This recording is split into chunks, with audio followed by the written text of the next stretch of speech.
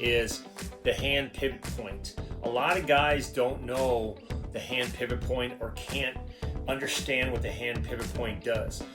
We talk about the body being divided into two halves. So you have an upper half and you have a lower half. And so when I do my analysis, I focus on upper half and lower half, and then having both of those sync up. Because when you talk about the kinetic chain and how the body functions at launch and how it swings, your body's got to work in unison with everything else. You can't have independent movements, right?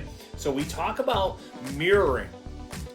So number 2 is the hand pivot point, and then of course it encompasses this thing I call mirroring, which means if my hands are going back this way, and make no mistake about this, guys, when we talk about the swing, the first motion, the first movement you make from hand set is that rearward barrel turn. That barrel has to come off your shoulder nice and tight, and it has to start back.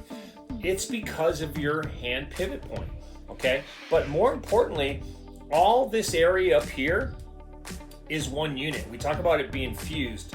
So when my hands are going here and my elbow is going into the slot, what's the job of my lead elbow?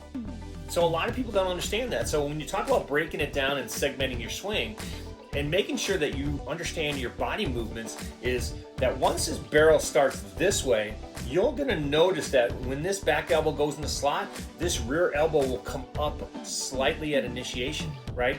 And again, depending on the level of the ball where it enters the hitting zone, we're working to get the barrel down to connection. And we have a term called get to your 6, which means get the barrel down to your connection point. Because again, remember, you're not going knob to the ball.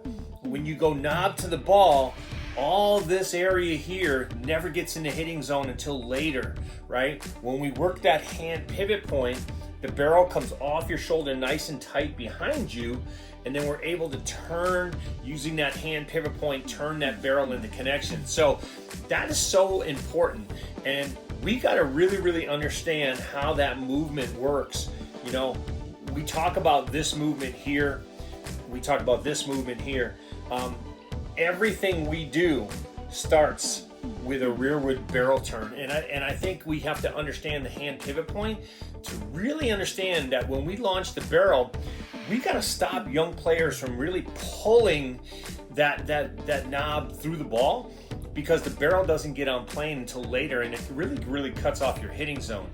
So that's number 2. And like I told you guys, as we progress through this, there's also a lot of subcategories. So take notes. Make sure you're writing a lot of this stuff down, because obviously you're going to have to dissect some of this stuff. But again, remember, the hand pivot point, understanding what everything does when you launch, that's number 2. So let's move on to number 3.